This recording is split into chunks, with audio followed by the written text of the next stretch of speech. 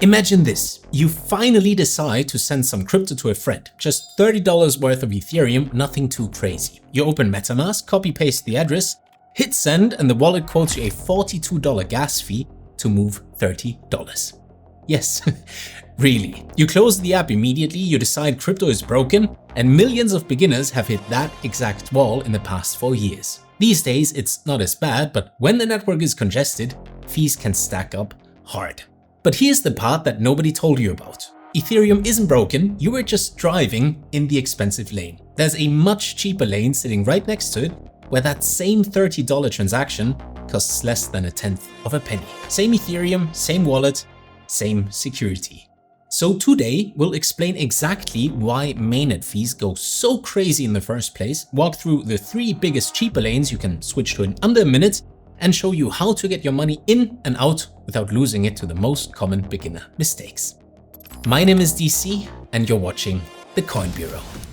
Now, before we get to the cheaper lanes, you need to understand what makes the main road so expensive in the first place. Because once you see the mechanism, the fix becomes obvious. Ethereum is one giant shared computer that anyone in the world can use. Every transaction you send competes with every other transaction for space in the next block. And space is limited. So when too many people try to use the network at once, they start outbidding each other for that limited space. That's what a gas fee actually is, a bid. Picture a single lane road at rush hour. Everyone is trying to squeeze through the same lane. The driver willing to pay the most gets to cut the line. During calm hours, fees can be as low as a few cents. But the moment a viral NFT drops or a new meme coin goes parabolic, that base fee can spike 10 to 20 times above baseline within minutes.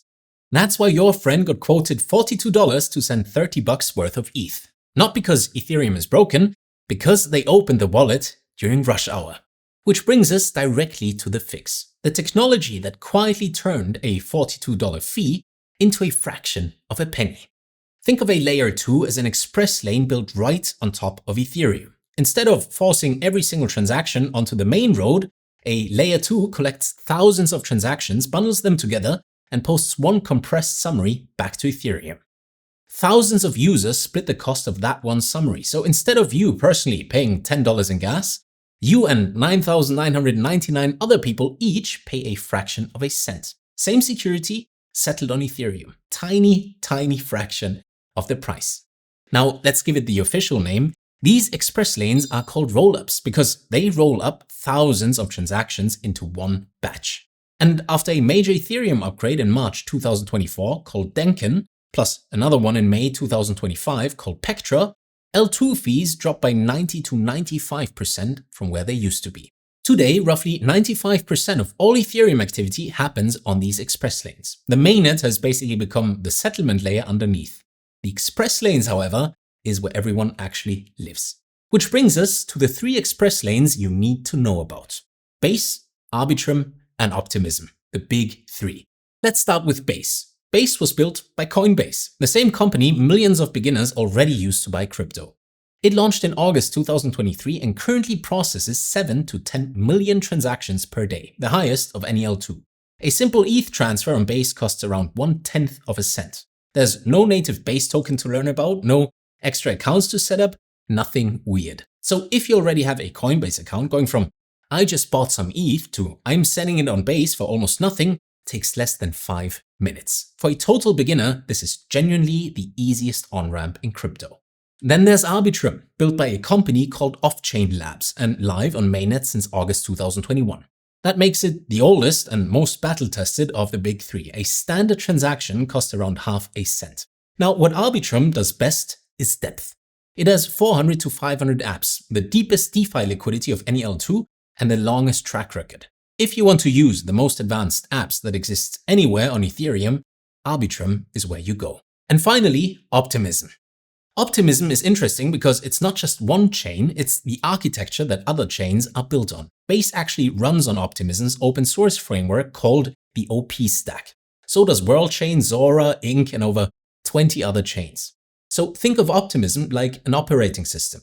You see different apps built on top of it, but the same engine is humming underneath. A standard transaction on Optimism costs around 1 cent.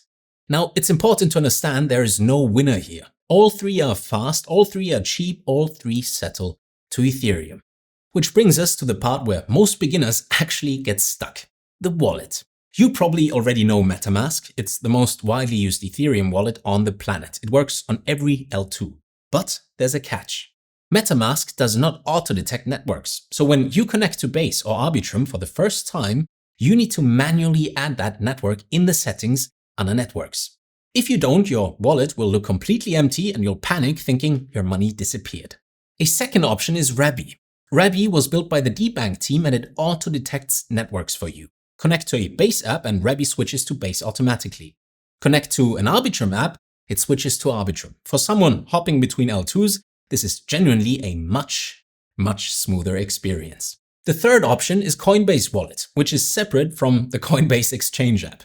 Coinbase Wallet has Base support built in by default, so no manual network adding needed. It's the easiest path if Base is your primary destination.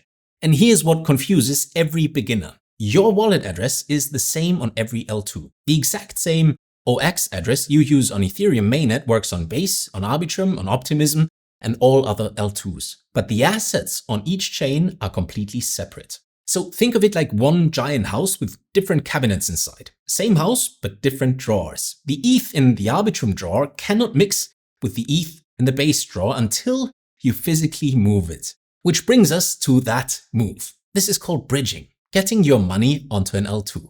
Now there are two paths and one of them is dramatically safer than the other. Path 1. Buy your crypto on a major exchange like Coinbase, Binance, Kraken or whatever you feel comfortable with.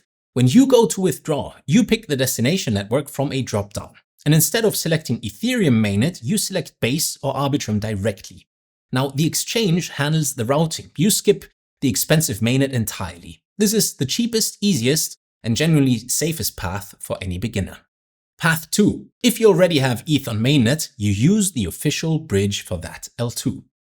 Bridge.base.org for Base, bridge.arbitrum.io for Arbitrum, app.optimism.io/bridge for Optimism. Please type those URLs by hand, bookmark them, save them. Never click a bridge link from a Google ad, a Twitter DM, or a random website. Because here's the warning every beginner needs to hear. Over $3 billion has been lost to bridge hacks across crypto's history. The Ronin bridge lost $625 million in March 2022.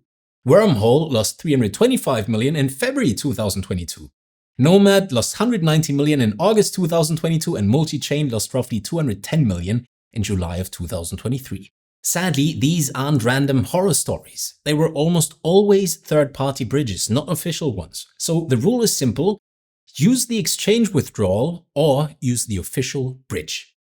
Don't use anything else. Right, now let's get to the honest trade-offs because L2s are excellent, but they aren't magic.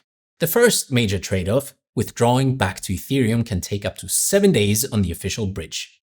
Why? Well, because all three of the big three are something called optimistic rollups. They assume every transaction is valid by default and give a 7-day window for anyone to challenge a bad one. Depositing onto an L2 takes minutes, but pulling your money back out the safe way takes a week. However, there is a workaround. Services like a cross protocol or hop protocol will front you the money in seconds for a fee of around 0.05 to 0.2%. Not free, but not 7 days either. Trade-off number 2, the sequencer. Every L2 currently has a single computer run by the team that built it that decides what order your transactions go in. It's called the sequencer.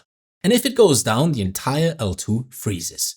Base's sequencer went offline for 33 minutes in August 2025, and Arbitrum had a 90-minute disruption in 2024. Your money was never lost, but it was stuck until the sequencer came back online, which is obviously a single point of failure. Now, the good news is all three networks are working on decentralizing this. Arbitrum already launched something called Bold in 2025 that lets anyone challenge a bad transaction. But for now, the sequencer is a real trust point. Trade-off number 3, not every app exists on every L2 yet. So if your favorite DeFi protocol is on Arbitrum, but your money is on Base, you'll need to bridge again, which means more fees and potentially more risk. So always check the app that you want is live on your chosen L2 before moving funds anywhere. The honest truth is that the cheap fees you're seeing today are not the end of the road. They're the middle chapter. Right now, there's a technology called account abstraction quietly going live across every major L2.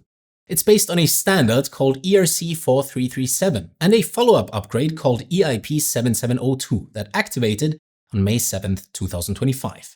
Together, they let regular wallets like MetaMask act like smart contracts, which means a few extraordinary things become possible. Apps can pay your gas fees for you using something called a paymaster. So you can log in with Face ID or Touch ID instead of a 12-word seed phrase. You don't even need to own ETH to send a transaction. The app absorbs the cost in the background the same way Netflix doesn't charge you extra when the servers are busy.